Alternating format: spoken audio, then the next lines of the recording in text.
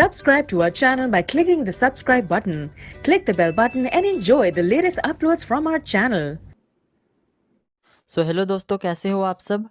आज हमारे पास nationalism in India history class 10 chapter 2 का एक और बहुत ही इंपॉर्टेंट क्वेश्चन, और ये क्वेश्चन बहुत ही इंपॉर्टेंट है। और ये क्वेश्चन चाहे सीबीएसई बोर्ड हो चाहे स्टेट बोर्ड्स हो, सब जगह देखने को मिलता है, हमेशा आता ही आता है। क्वेश्चन क्या है, why was Simon Commission constituted, why did Indian oppose the Simon Commission.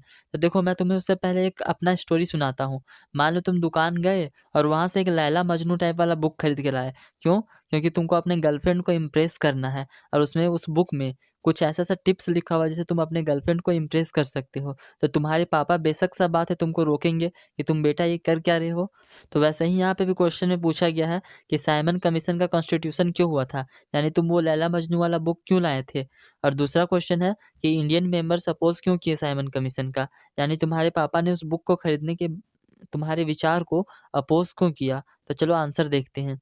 तो देखो, सबसे पहले तुम्हें लिखना है Simon commission was constituted in 1927 to look into the functioning of constitutional system in India and suggest changes. It was constituted by Tory government in Britain under sir John Simon. तो देखो, Simon commission का establishment 1927 में हुआ था। किस लिए? ताकि India का जो फंक्शनिंग, यानी इंडिया का जो गवर्नमेंट सिस्टम चल रहा था, कॉन्स्टिट्यूशनल सिस्टम चल रहा था, उसके फंक्शनिंग को वो कमीशन पढ़े, थोड़ा समझे कि इंडिया का फंक्शनिंग कैसे चल रहा है, और उसमें कुछ चेंजेस सजेस्ट करे। और वो अंग्रेज लोग ऐसा इसलिए करना चाहते थे ताकि वो हम पे, देखो 1920 के बाद से ना इंडिया में बहुत सारा टाइम टाइम पे मूवमेंट होते रहते थे। तो अंग्रेज सरकार ये साइमन कमीशन को इसलिए बुलाए थे ताकि वो इंडिया का जो सिस्टम है उसको जान सके, उसको पढ़ सके, उसको समझ सके, और उसके बाद कुछ ऐसा चेंजेस करे ताकि जो मूवमेंट हो रहा था वो रुक जाए।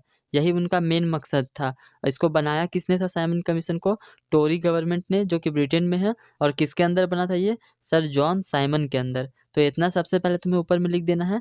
और उसके बाद तुमको लिखना है Indian nationalist oppose the commission because the commission has not even a single Indian member, they all were British, therefore when the Simon Commission arrived in India in 1928 it was greeted with go back Simon. तो देखो, India वालों ने Simon commission का विरोध क्यों किया, इसके पीछे भी एक बहुत ही अच्छा कहानी है। इंडिया वालों को ये नहीं पता था कि ये लोग जो मूवमेंट हो रहा है उसको रोकने के लिए साइमन कमीशन को बुलाए हैं।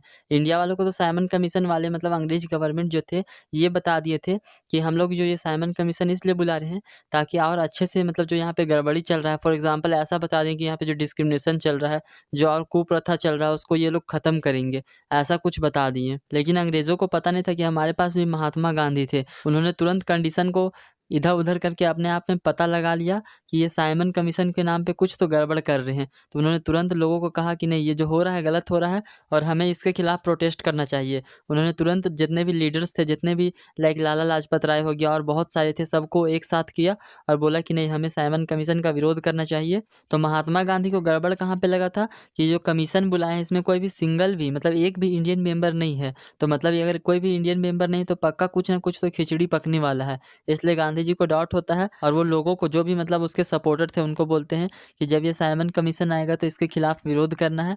और वो सारे लोग क्या करते हैं, फिर धरना देते हैं। जब साइमन कमीशन 1928 में इंडिया पहुंचता है, उसको गो बैक साइमन से स्वागत होता है। गो बैक साइमन मतलब वापस जाओ, साइमन कमीशन वापस जाओ। तो साइमन कमीशन को वापस जाने दो। तुम वीडियो को लाइक और सब्सक्राइब कर दो, और इसके बाद वाला, इसके पहले वाला सारा वीडियो देख लेना, और इस आंसर को भी कॉपी में अच्छे से लिख लेना, और बाकी पढ़ाई करते रहो।